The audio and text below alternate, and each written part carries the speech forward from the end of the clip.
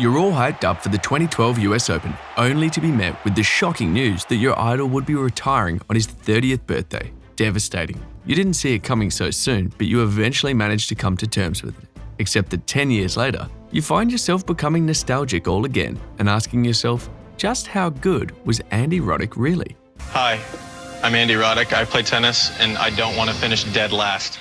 From possessing one of the most powerful serves in the game to winning 32 singles titles, the former world number one left an indelible mark in the sport and created some records that might take a while to be broken. Let's see what made Roddick so special. And how did he save it? Andy's game was always built around his serve, which he managed to make one of the greatest offensive weapons in tennis history. Using power, variety and placement, he was able to hit mostly unreturnable serves that travelled around 130 to 150 miles per hour.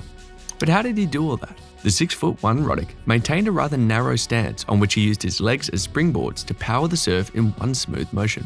Being able to generate so much power from the leg drive from his lower body through his core and onto his arms, Roddick could easily reach his full potential in terms of explosive service power. Just as we can see here, he was able to disguise his serve with an abbreviated take-back motion and usually targeted the two corners to win aces. Roddick used a strong and high topspin kick serve deep into the backhand side of the opposition. Another way he surprised opponents was through the serve and volley tactics, which he used occasionally. If he didn't get an ace, Andy's serves would often set him up for an easy putaways. Andy's serve technique was so deadly that he scored over 9,000 aces in his 13-year professional career, winning 90% of service games. He also remains in the top 5 serve ratings of all time, up there with players such as Eisner and Karlovic, who have significant serve advantages, being up to 9 inches taller than him. Andy set records for the fastest serves in most of the cities and tournaments that he played in, and his record for the fastest serve at a Grand Slam tournament at 152 miles per hour still stands. Although Andy's service game was his most obvious weapon, he still had many more in his arsenal. Complementing his service was Roddick's favourite shot, the running forehand. It made sense to use this often since his backhand was a weakness for most of his career. With the off forehand, he would take a few extra steps to the side or backwards, which opened up the court for him and allowed him to hit or create winning shots. Roddick's early career was moulded around the aggressive baseline style before he evolved to a more all-court playing style later in his career. On the court, he always battled it out until the final ball was hit, and you could easily palpate his desire to compete with the toughest opponents. In addition to his killer forehand was his underrated volleying skills and net game. Andy's game was better suited for fast courts, which meant that grass and hard courts were his favourite surfaces. He didn't have the same level of success on clay, as he never made it past the 4th round of the French Open, subsequently reducing his playing time on the surface.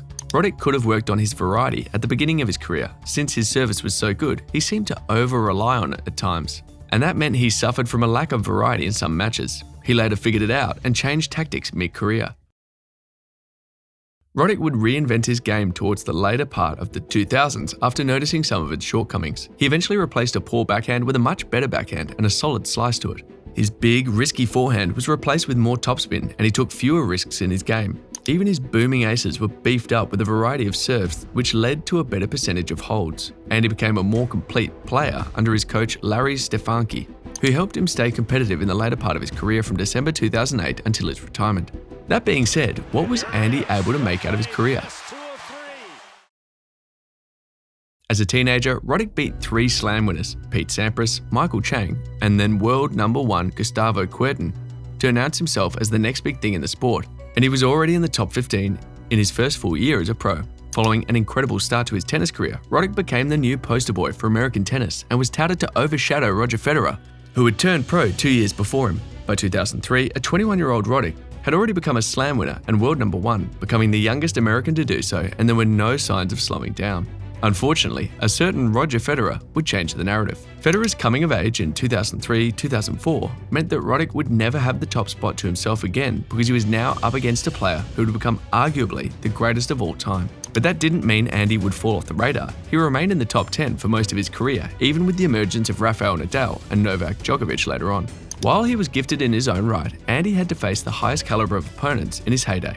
The narrative changed from talented to unlucky. Roddick had a 612-213 win-loss ratio, which is no small feat. He won 32 titles, including the US Open and 5 Masters 1000 titles, making it to another 4 Slam finals, which he lost every one of them to Roger Federer, his kryptonite. He earned over $20.6 million in prize money and was consistent for most of his career. He gave himself fully to the sport and finished in the top 10 of the ATP rankings for 9 straight years between 2002 and 2010, winning at least one title every year. Being a patriotic American, he helped the nation to its 32nd Davis Cup victory over Russia in 2007, and his 33 singles rubber wins for the United States in the competition comes only second to John McEnroe's 41. Unfortunately, he also formed one of the most lopsided rivalries in tennis history, being on the losing end in a 21-3 head-to-head against Federer. But that didn't mean he didn't come close in many of the matches that they played. For instance, in the 2009 Wimbledon final, which set a record for the longest Wimbledon final, Andy didn't lose his serve until the very last minute. On his way to the final, he set a record that still stands, winning 39 games in a slam final before his eventual loss to Federer. Roddick reached the Australian Open semi-finals on 4 occasions, lost in the final at Wimbledon on 3 occasions, and was the runner-up at the US Open on 1 occasion.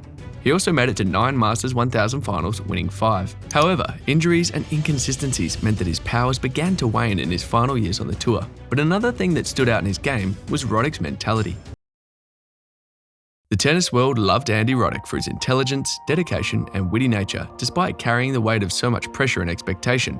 Roddick showed enviable mental resilience. His charisma and engaging personality allowed him to become one of the most influential and quotable players on tour. He was the funny dude who would entertain fans with hilarious interviews, impersonations, and the most unexpected remarks. His funny and sometimes unnecessary clashes with the umpires and occasional witty facial expressions meant that there was never a dull moment around him. Yet he always had a never-say-die attitude, which inspired many fans and players alike. Even after brutal losses, like in Wimbledon 2009, he mostly maintained his composure and never lost his sense of wit. Such personality, such temperament endeared Roddick to almost everyone who watched him play.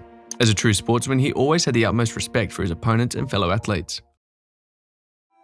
Although many fans will not Roddick in the same light as Federer, Nadal, Djokovic, and some of the finest players ever, his spot in tennis folklore is set in stone, and that spot isn't far from the very best in the game. Many fans have admitted that Roddick would have been a multiple slam winner and won a lot more titles if he was born in a different era from Federer, but that's just for another day. One of the things that really set him apart from other players was that he was able to do more with less. He didn't have the physical gifts of Del Potro, yet he was able to produce the best serves at only 6'1". He didn't have the grace of Federer, yet he was able to go toe-to-toe with him in some of the finals that they played. He didn't really have the stamina of the likes of David Ferrer, but he had lots of heart and kept grinding it out until the last minute. Having played over 800 games and dealt with shoulder and back aches for long enough, Andy knew it was time to retire and focus on his relationship, foundation, and other areas of his life. The brilliant Roddick was inducted into the International Tennis Hall of Fame in July 2017, and he remains the latest American Slam winner, as well as world #1 in men's singles. Wasted talent, unlucky player, wrong era, early retirement, a career of what could have been, nothing changes Andy Roddick's legacy. In an era where the game was rapidly evolving with Sampras and Agassi playing their last matches, Andy Roddick was the one who gave American tennis hope again and paved the path for younger players to thrive. How good was Andy Roddick really? And what about this other American? They had 3-1. And he does it.